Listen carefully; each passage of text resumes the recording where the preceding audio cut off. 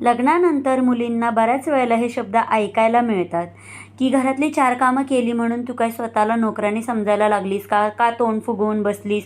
का रुसून बसलीस? का असं करते? का तसं करते? काम करून कोणी बारीक होत नसतं किंवा कोणी लहान होत नसतं. पासून आईवडिलांच्या घरी असतानापासून मुलींना कपडे धुणं, भांडी घासणं, स्वयंपाक बनवणं ह्या सगळ्या गोष्टी शिकवल्या जातात आणि मुलींना त्या सगळ्या गोष्टी येत पण असतात आणि त्यांना काही प्रॉब्लेम नसतो.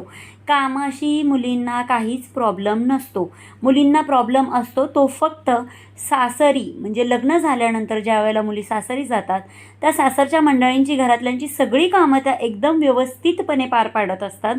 पण कुठं ना कुठं तरी जाऊन घरातील कोणता पण डिसिजन असू दे किंवा आपलेपणा मिळत नाही, त्यांना प्रेम मिळत नाही, कोणत्याही डिसिजनमध्ये त्यांना इन्व्हॉल्व करून घेतलं जात नाही.